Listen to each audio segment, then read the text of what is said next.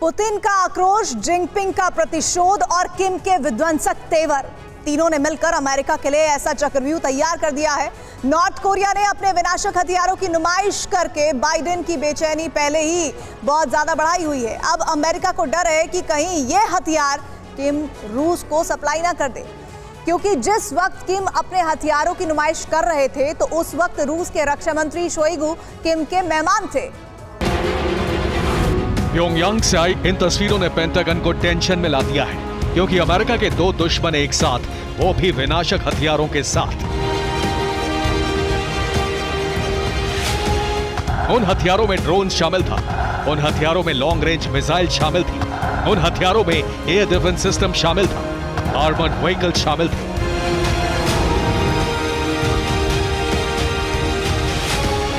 लेकिन अमेरिका सबसे ज्यादा बेचैन इस तस्वीर को देखकर हुआ, जिसमें नॉर्थ कोरिया ने रूसी रक्षा मंत्री शोइगु को हूबहू वैसा ही ड्रोन दिखाया जो अमेरिका के रीपर और ग्लोबल हॉक जैसा है।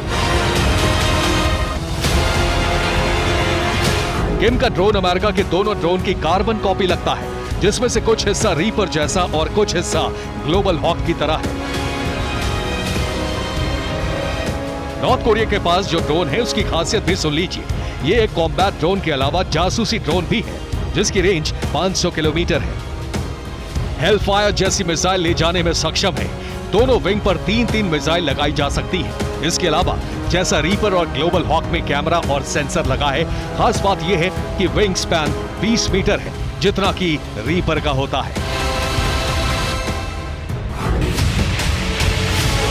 अब समझिए अमेरिका इस ड्रोन को लेकर क्यों परेशान हो गया है, क्योंकि शोइगु के सामने ड्रोन की नुमाइश करके ऐसा लगता है जैसे रूस इसे जंग में इस्तेमाल करेगा। अब सोचिए, जब अमेरिका के ड्रोन जैसा ताकतवर ड्रोन यूक्रेन में अटैक करेगा तो कितनी तबाही मचेगी। दूसरी तरफ वेनसॉन्ग मिसाइल भी रूस किम से ले सकता है, जो दुनिया की सबसे विनाशक मिसाइलों में से एक है। हथियारों को दिखाकर किम ने अमेरिका की नींद उड़ा दी है और ये नुमाइश ऐसे वक्त में की गई है जब यूक्रेन को 1700 ड्रोन मिलने वाले हैं। इसके अलावा F-16 के लिए डेनमार्क में यूक्रेन के पायलट की ट्रेनिंग शुरू हो चुकी है। दूसरी तरफ ऑस्ट्रेलिया भी यूक्रेन को हथियारों की भारी भरकम खेप देने जा रहा है। ऐसे में नॉर्थ कोरिया अगर रूस को ड्रोन और मिसाइल के अलावा दूसरे हथियारों के खेप भेजता है तो न सिर्फ अमेरिका बल्कि दूसरे नेटो देशों के लिए भी ये बुरी खबर है, क्योंकि रूस पहले से ही हथियारों का प्रोडक्शन बढ़ा चुका है और दूसरी तरफ नॉर्थ कोरिया से मिलने वाले हथियारों से वो न सिर्फ यूक्रेन बल्कि बाल्टिक देशों में एक साथ तबाही मचा सकता है। Bureau report, TV9 Bharatvarsh.